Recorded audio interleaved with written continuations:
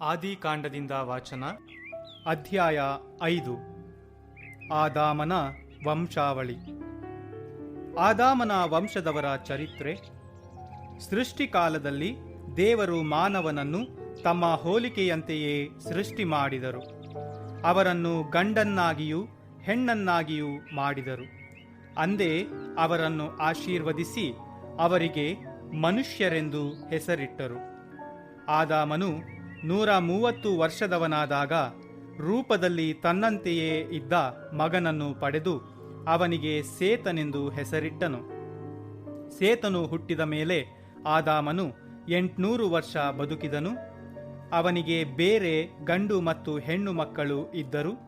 ಸತ್ತಾಗ ಅವನಿಗೆ 930 ವರ್ಷಗಳಾಗಿದ್ದವು. ಸೇತನು 105 ವರ್ಷದವನಾದಾಗ ಎನೋಷನನ್ನು ಪಡೆದನು. ಎನೋಷನು ಹುಟ್ಟಿದ ಮೇಲೆ ಅವನು 807 ವರ್ಷ ಬದುಕಿದನು.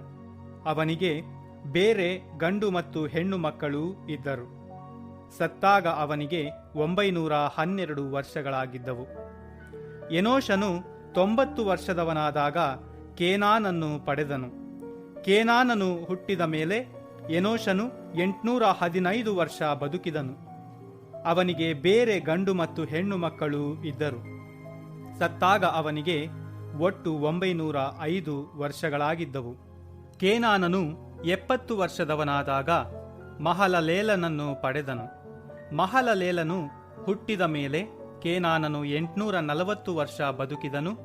ಅವನಿಗೆ ಬೇರೆ ಗಂಡು ಮತ್ತು ಹೆಣ್ಣು ಮಕ್ಕಳಿದ್ದರು. ಸತ್ತಾಗ ಅವನಿಗೆ ಒಟ್ಟು 910 ವರ್ಷಗಳಾಗಿದ್ದವು. ಮಹಲಲೇಲನು 65 ವರ್ಷದವನಾದಾಗ ಎರದನನ್ನು ಪಡೆದನು. ಎರದನು ಹುಟ್ಟಿದ ಮೇಲೆ ಮಹಲಲೇಲನು 830 ವರ್ಷ ಬದುಕಿದನು. ಅವನಿಗೆ ಬೇರೆ ಗಂಡು ಮತ್ತು ಹೆಣ್ಣು ಮಕ್ಕಳಿದ್ದರು. ಸತ್ತಾಗ ಅವನಿಗೆ ಒಟ್ಟು 895 ವರ್ಷಗಳಾಗಿದ್ದುವು. ಎರೆದನು 162 ವರ್ಷದವನಾದಾಗ ಹನೋಕನನ್ನು ಪಡೆದನು. ಹನೋಕನು ಹುಟ್ಟಿದ ಮೇಲೆ ಎರೆದನು 800 ವರ್ಷ ಬದುಕಿದನು. ಸತ್ತಾಗ ಅವನಿಗೆ ಒಟ್ಟು 962 ವರ್ಷಗಳಾಗಿದ್ದವು. ಹನೋಕನು 65 ವರ್ಷದವನಾದಾಗ ಮೆತೂಶೆಲಹನು ಹುಟ್ಟಿದ ಮೇಲೆ ಹನೋಕನು ದೇವರಲ್ಲಿ ಅನ್ಯೋನ್ಯತೆಯಿಂದ 300 ವರ್ಷ ಬದುಕಿದನು. ಅವನಿಗೆ ಬೇರೆ ಗಂಡು ಮತ್ತು ಹೆಣ್ಣು ಮಕ್ಕಳಿದ್ದರು. ಅವನು ಬದುಕಿದ ಕಾಲವೆಲ್ಲ 365 ವರ್ಷಗಳು. ಹನೋಕ ದೇವರೊಂದಿಗೆ ಅನ್ಯೋನ್ಯವಾಗಿ ನಡೆದುಕೊಳ್ಳುತ್ತಾ ಇದ್ದಾಗ ದೇವರು ಅವನನ್ನು ಕರೆದುಕೊಂಡ ಕಾರಣ ಕಣ್ಮರೆಯಾದನು. ಮೆತೂಶೆಲಹನು 187 ವರ್ಷದವನಾದಾಗ ಲೆಮಕನನ್ನು ಪಡೆದನು. ಲೆಮಕನು ಹುಟ್ಟಿದ ಮೇಲೆ 782 ವರ್ಷ ಬದುಕಿದನು. ಅವನಿಗೆ ಬೇರೆ ಗಂಡು ಮತ್ತು ಹೆಣ್ಣು ಮಕ್ಕಳಿದ್ದರು. ಸತ್ತಾಗ ಅವನಿಗೆ ಒಟ್ಟು 969 ವರ್ಷಗಳಾಗಿದ್ದವು.